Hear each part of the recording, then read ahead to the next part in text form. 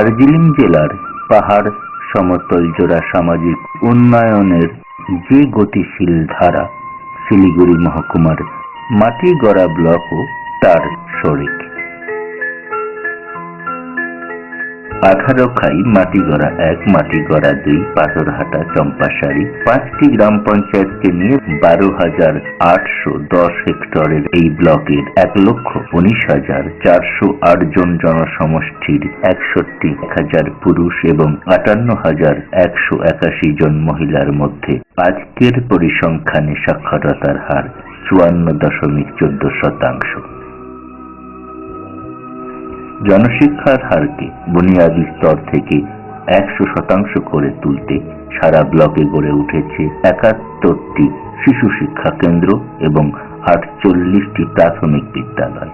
স্বেচ্ছাসেবী সংস্থা আর প্রশাসনের যৌথ প্রচেষ্টায় দ্রুত কমছে স্কুল ছুট ছাত্রছাত্রীর সংখ্যা।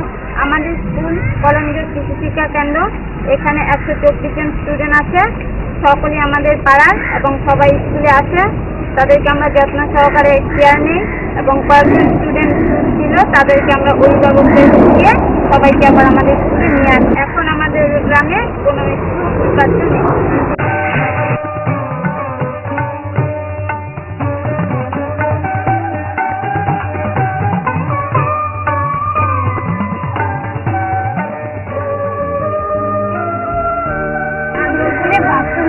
ফলে আমাদের সুবিধা হয়েছে। আগে বাথরুম যাওয়ার জন্য আমাদের যে অসুবিধা হতো সেই অসুবিধা এখন হয় না। পিছিয়ে পড়া শ্রেণীর শিশুদের স্বাস্থ্য এবং পুষ্টি বিধান অভিযানে যেমন জেলার প্রতিটি শিশু শিক্ষা এবং প্রাইমারি বিদ্যালয়কে মিড ডে মিল এবং শৌচাগারের আওতায় আনা হয়েছে, তেমনি সেই সব শিশুদের মা বাবার আর্থিক আয় রোজগারকে নিশ্চিন্ত করতে সারা ব্লকে গড়ে তোলা হয়েছে 323টি স্বয়ম্বর গোষ্ঠী, যা প্রায় 10,000 অভাবী মহিলার সামনে এনেছে আত্মমর্যাদা আর আত্মনির্ভরতার নতুন দিশা। মাটিগড়া ব্লকে আমাদের প্রায় 325টার মতো গ্রুপ হয়েছে। কিছু কিছু গ্রুপ মাটির কাজের সঙ্গে যুক্ত আছে, পাল করার ওদিকে কিছু কাজ আছে, পাথরের কাজ করছে, কেউ বা শাড়ি কাপড়ের ব্যবসা করছে, রেডিমেড গার্মেন্টসে। এই ডুমরিগুড়ি এলাকায় যে গ্রুপগুলো আছে এরা বেশিরভাগ প্রাণী সম্পদের সঙ্গে যুক্ত আছে, যেমন গোপালন, মুরগি পালন এইসব নিয়ে আছে। আর অন্যান্য গ্রুপগুলো যেগুলো কাপড়ের ব্যবসা করছে বা মাটির কাজ করছে সেগুলো অন্যান্য এলাকাতে আছে। আমাদের এই মাটির ব্যবসা আমাদের সেই ব্রিটিশ আমলের থেকে, আমাদের জন্মের থেকে আর কি ধরতে গেলে এটা আমাদের জন্মের থেকে আমাদের এই মাটির ব্যবসা। তাহলে আমরা এমন একটা ইয়েতে ছিলাম, এই ব্যবসাতে আমরা কোনো উন্নতি করতে পারতাম না।